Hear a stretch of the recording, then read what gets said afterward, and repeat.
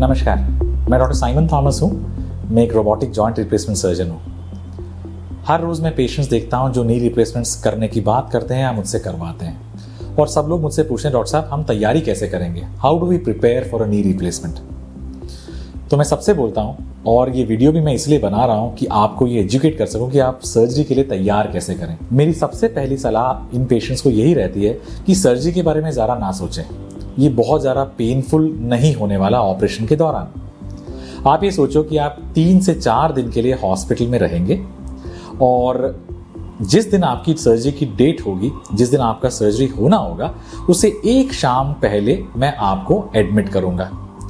जिस दिन हम एडमिट करते हैं आपको, उस दिन मैं, मेरी टीम से डॉक्टर्स, मेरे स्टाफ, ये सब आपसे मिलेंगे। आपको सर्जरी के टाइम के बारे में बताएंगे, आपकी जनरल वेलनेस पूछेंगे, कुछ बेसिक टेस्ट वगैरह जो आपके होने हैं वो सब हो जाएंगे और आपको खाना वगैरह खिला के आराम से सुला देंगे, जिससे कि आप चैन की सांस सोएं और अगले दिन सर्जरी के लिए फ्रेश उठें। सर्जरी के 5 दिन पहले मेरी रिहैबिलिटेशन टीम आपके पास, आपके घर आएगी और वो आपको ऑपरेशन के बाद होने वाली एक्सरसाइजेज और फिजियोथेरेपी के बारे में एडवाइस करेगी। कुछ सर्टेन एक्सरसाइज आपको करवाना भी शुरू करेंगे। इस प्रक्रिया को प्रीहैबिलिटेशन बोलते हैं। और ये देखा गया है कि जो पेशेंट समझते हैं और जानते हैं कि सर्जरी के बाद क्या क्या एक्सरसाइजेस होनी है, वो सर्जरी के बाद ज़्यादा कोऑपरेट कर पाते हैं। उससे उनका रिहैबिलिटेशन बहुत जल्दी होता है। ऑपरेशन के बाद की फिजियोथेरेपी तो आजकल वैसे भी बहुत कम होती है, लेकिन ये देखा गया है कि प्रीहैबिलिटेशन से पोस्ट ऑपरेटिव रिकवरी और तेज़ हो गई है और ऑपरेशन के बाद की जो फिजियोथेरेपी की रिक्वायरमेंट है वो भी कम हो जाती है।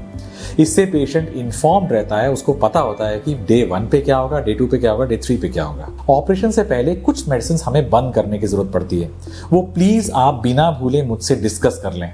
आमतौर पर जो पेशेंट्स हार्ट के पेशेंट्स हैं या कुछ और मेडिकल प्रॉब्लम्स हैं, उसमें कुछ खून पतला करने दवाइयाँ होती हैं जो हमें बंद करनी होती हैं और उसकी जगह हमें ऐसी दवाइयाँ देनी होती हैं जो ऑपरेशन के दौरान ब्लीडिंग का रिस्क कम भी करती है, लेकिन आपके हार्ट वगैरह की प्रॉब्लम्स को बढ़ाएगी भी नहीं। तो ये आप ऑपरेशन की डेट लेते वक्त प्लीज मुझसे डिस्कस कर लें। ऑपरेशन वाले दिन मैं चाहता हूं कि आप मॉर्निंग में आराम से उठें, अच्छे से नहा धो लें और फ्रेश फील करें। ऑपरेशन थिएटर में आपको ले जाएंगे और ऑपरेशन थिएटर में जाने के बाद कम से कम 1 घंटे के आसपास लगता है सर्जरी शुरू करने में। सर्जरी के दौरान का टाइम मेरी कोशिश पूरी रहती है कि आपको पता भी ना चले कि आपकी सर्जरी हो रही है। हालांकि नी रिप्लेसमेंट में सिर्फ पैर को सुन करते हैं, लेकिन आपको सुला देंगे जिससे आप पूरे टाइम सो सकते हैं।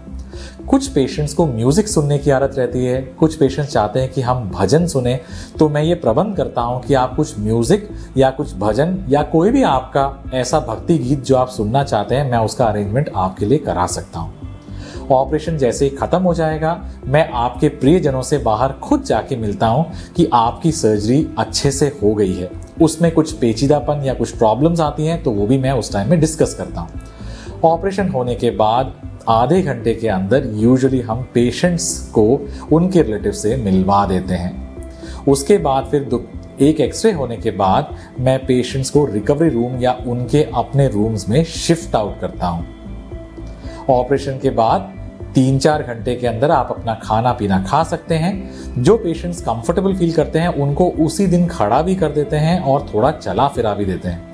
रोबोटिक टेक्नोलॉजी से फ़ायदा ये होता है कि डे 1 की रिकवरी थोड़ी और तेज़ होती है, क्योंकि अंदर की काटापीटी कम होती है और पेशेंट्स थेरेपी के लिए कोऑपरेट कर पाते हैं। अगले दिन से पेशेंट्स को खड़ा करना, थोड़ा चलाना फिराना, बेड पे टिल्ट कराना या टर्न लेना, ये सब चीज़ें कराते हैं। जो पेशेंट्स सिंगल नी रिप्लेसमेंट कराते हैं वो ऑपरेशन के 2 दिन के अंदर अंदर ही यूजुअली घर चले जाते हैं। जो पेशेंट्स दोनों घुटने करवाते हैं उनको कई बार 3 या 4 दिन लगते हैं हॉस्पिटल में, लेकिन जब तक ये दोनों पेशेंट्स घर जाते हैं तब तक ये इतने काबिल हो जाते हैं कि अपने आप से थोड़ा बहुत उठ पाएं। थोड़ी सपोर्ट की ज़रूरत पड़ती है लेकिन उठ पाते हैं। टॉयलेट वगैरह कम से कम 1 या 2 बार तो जा ही पाएं और इतना कंफर्टेबल हो जाए कि इनको इंजेक्शन वगैरह की ज़रूरत ना पड़े। मैं और मेरी टीम जो है आपको अपने फ़ोन नंबर्स पास ऑन करते हैं। आपको किसी भी तरह की प्रॉब्लम्स हो तो आप हमसे किसी भी टाइम बात कर सकते हैं और मेरी टीम ये कोशिश करेगी कि अपनी फिजियोथेरेपी आपके घर पे अरेंज करवाएं। ऑपरेशन के 20 दिन के बाद आमतौर पर मैं पेशेंट्स को वापस देखता हूं जब वो मेरे पास अपने स्टिच रिमूवल करने के लिए आते हैं। जो पेशेंट्स हाई फ्लोर्स में रहते हैं या सीढ़ी चढ़ना जिनके लिए मुश्किल है, उनके स्टिच रिमूवल का काम कई बार मैं घर पे अरेंज करवा देता हूं और यूजुअली मेरे पेशेंट्स मेरे पास कई बार 1 महीने बाद भी आते हैं। Hopefully that is the last time they come to see me. ये भी हमारी टीम का एक बहुत बड़ा मोटिव है कि आपको यहाँ पे आने की ज़रूरत ही ना पड़े। ऑपरेशन के बाद आपकी मेजॉरिटी ऑफ प्रॉब्लम्स घर पे ही सॉल्व करा दिया जाए।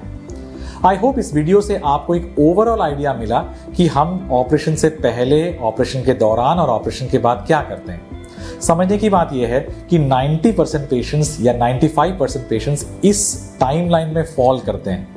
कुछ ऐसे पेशेंट्स भी होंगे जो इससे बहुत जल्दी रिकवर करेंगे और कुछ ऐसे पेशेंट्स भी होंगे जो थोड़ी देर करेंगे। तो अपने आप को दूसरे पेशेंट से कंपेयर बिल्कुल ना करें, क्योंकि आप यूनिक हैं, आप अलग हैं, आपका शरीर अलग है। कुछ भी आपको किसी भी टाइम प्रॉब्लम लगती है तो प्लीज़ मुझसे या मेरी टीम मेंबर से ज़रूर डिस्कस करें।